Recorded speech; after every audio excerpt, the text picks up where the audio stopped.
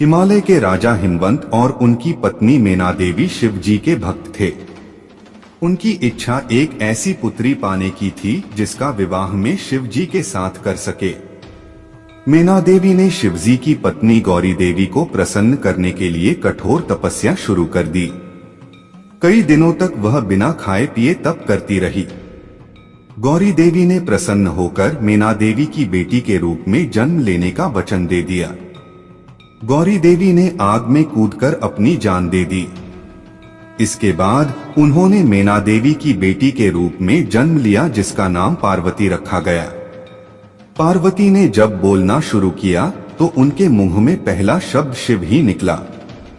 बड़ी होकर वह बहुत सुंदर युवती बनी। इस बीच शिवजी ने अपनी पत्नी की मृत्यु से दुखी होकर लंबा ध्यान शुरू कर दिया था। हिमवंत को आशंका हो रही थी कि शायद शिवजी गहन ध्यान में होने के कारण पार्वती को पत्नी के रूप में स्वीकार न करें। उन्होंने समस्या के समाधान के लिए नारद को बुलाया। नारद ने उनसे कहा कि पार्वती तपस्या के जरिए शिव जी का हृदय जीत सकती थी।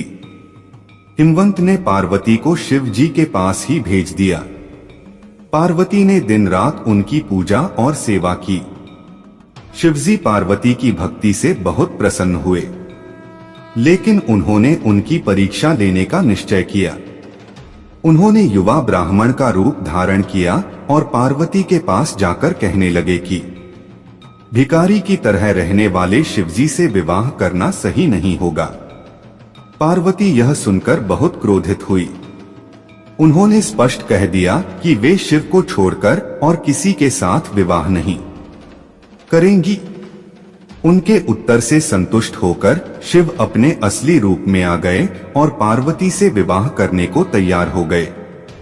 हिमवंत ने धूमधाम से दोनों का विवाह कर दिया। एक बार की बात है, तारकासुर नाम के एक असुर ने बड़ी कठोर तपस्या की। उसकी तपस्या से प्रसन्न होकर ब्रह्मा ने उसे वरदान दिया कि उसे सिर्फ शिव जी का पुत्र ही मार पाएगा। इस शक्तिशाली वरदान को पाकर तारकासुर बहुत घमंडी हो गया और उसने स्वर्ग लोक और पृथ्वी लोक पर उपद्रव मचाना शुरू कर दिया। उसके उत्पात से देवता परेशान हो गए। उन्हें शिवजी से तारकासुर को रोकने का अनुरोध किया। उस समय तक शिवजी को कोई पुत्र नहीं था। पुत्र बनाने के लिए शिव ने 6 चेहरे बनाए। हर चेहरे पर एक तीसरा नेत्र भी था। इन आंखों से चिंगारियां निकली और उनसे 6 बच्चे बन गए। शिव की पत्नी पार्वती बहुत प्रसन्न हुई और सभी बच्चों को गोद में लेकर गले से लगाने लगी। उन्होंने इन बच्चों को इतने जोर से गले लगाया कि 6 बच्चे मिलकर 6 सिर वाले एक बच्चे में बदल गए। इस बच्चे का नाम कार्तिकेय रखा गया।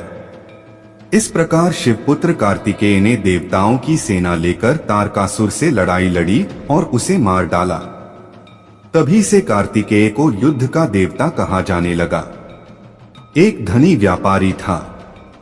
उसके मन में एक बेटे की चाहत थी। उसने शिव की पूजा की। शिव जी ने उसे पुत्र प्राप्ति का वरदान दिया, लेकिन यह भी कहा कि वह पुत्र केवल 12 वर्ष तक ही जीवित रह पाएगा। व्यापारी ने और अधिक लगन से पूजा पाठ शुरू कर दिया। जब उसका बेटा 11 वर्ष का हुआ तो उसने उसे धर्म की पढ़ाई के लिए काशी भेज दिया। रास्ते में लड़का राजधानी में रुका। वहां राजकुमारी का विवाह हो रहा था। दूल्हा काना था, लेकिन उसका पिता यह बात छुपाना चाहता था। उसने व्यापारी के बेटे से दूल्हे की जगह बैठ जाने को कहा। विवाह के बाद व्यापारी के बेटे ने एक कपड़े पर सारी सच्चाई लिख दी और उसे राजकुमारी को दे दिया। इसके बाद वह काशी चला गया। जब राजकुमारी ने कपड़े पर लिखा संदेश पढ़ा तो उसने काने ने दूल्हे को अपना पति मानने से इनकार कर दिया। व्यापारी के बेटे की प्रतीक्षा करने लगी। जब व्यापारी के बेटे की आयु 12 वर्ष की हो गई तो उसकी मौत हो गई। व्यापारी के पूजा पाठ और भक्ति से शिव जी प्रसन्न हो गए। उन्होंने उसको फिर से जीवित कर दिया। व्यापारी का बेटा राजकुमारी को पत्नी के रूप में लेकर घर आ गया। दुर्गा अथवा पार्वती के प्रचंड अवतार को ही कालका कहते हैं। असुरों से युद्ध करते समय दुर्गा ने सोचा कि चंद और मुंड नाम के असुरों को मारने के लिए हिंसक और विनाशक रूप धारण करना चाहिए। गुस्से में आकर दुर्गा ने अपने तीसरे नेत्र से तेज बिजली निकाल दी। इस बिजली से नारी की एक काली आकृति प्रकट हुई। उसकी आंखें सुलग रही थी और बाल बिखरे हुए थे। उसकी लाल जीभ चमक रही थी। हीरे या सोने के गहनों के बजाय वह मनुष्य की खोपड़ी की माला पहने हुए थी।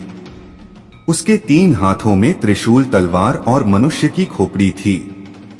चौथे हाथ से वह आशीर्वाद दे रही थी। पूरी तरह से रक्त पिपासु दिख रही वह देवी असुरों को मारने चल पड़ी। उसने चंद और मुंड को मार डाला। इस तरह उसका नाम चामुंडा पड़ गया। पूरा वीडियो देखने के लिए दिल की गहराई से शुक्रिया, धन्यवाद।